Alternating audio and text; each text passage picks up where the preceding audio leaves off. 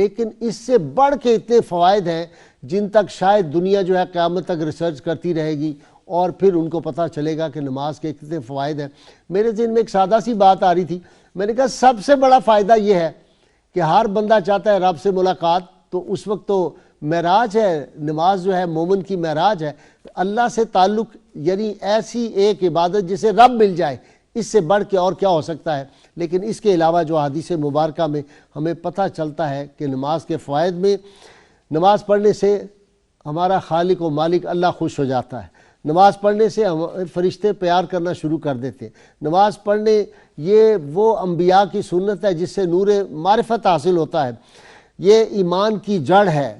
دعا جو ہے قبول ہوتی ہے نماز کے بعد، اور یہ قبولیت ایمان کی نشانی بھی ہے، رزق میں برکت کا باعث ہے، عمر میں برکت کا باعث ہے، صحت میں برکت کا باعث ہے، بدن کو راحت ملتی ہے۔ اگر اللہ کے محبوب صلی اللہ علیہ وسلم فرمائیں کہ بلال اذان دو اور نماز پڑھیں، ہماری آنکھوں کو ٹھنڈک پہنچاؤ۔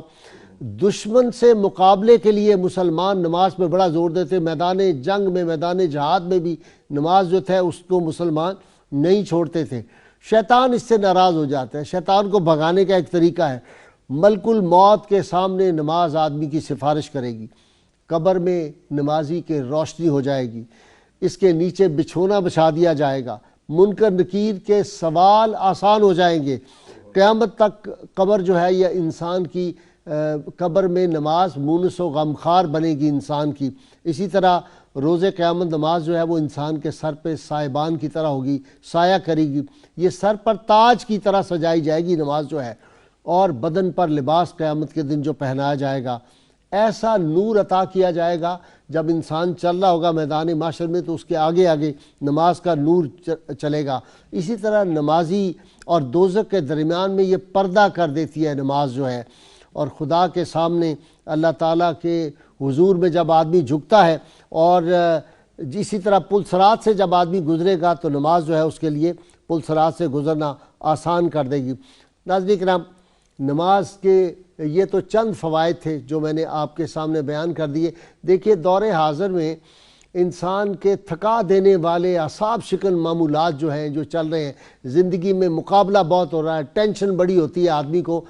تو سب سے بڑا ایک فائدہ یہ ہوتا ہے کہ جب آدمی اللہ کے حضور کھڑا ہو جاتا ہے، وہ ساری دنیا سے بے نیاز ہو جاتا ہے، اور وہ جو وشس سرکل ایک چل رہا ہوتا ہے وہ بریک ہو جاتا ہے اور آدمی فریش ہو جاتا ہے ایک دفعہ۔ پھر آپ تجربہ کر کے دیکھ لیں، جو ہی آدمی وضو کرتا ہے اور اس کے بعد نماز میں کھڑا ہوتا ہے تو اس کے اندر ایک تازگی اور توانائی آ جاتی ہے، اور انسان بنیادی طور پہ جسم اور روح کا جو ہے وہ مرکب ہے،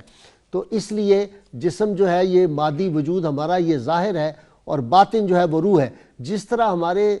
جسمانی جو مادی وجود ہے اس کو غذا سے توانائی ملتی ہے، اسی طرح روح کی بالیدگی جو ہے وہ جب ہم نماز پڑھتے ہیں اس سے ہمیں حاصل ہوتی ہے۔ اور صحابہ کرام کا نماز پڑھنے کا کیا انداز تھا کہ سیدنا علی المرتضیٰ کا تیر پنڈلی سے نکال لیا، ان کو پتہ ہی نہیں چلا کہ پڑھ لیا۔ حضرت ابو الخیر کا پاؤں کاٹنا تھا حکیموں نے، ڈاکٹروں نے اس دور میں،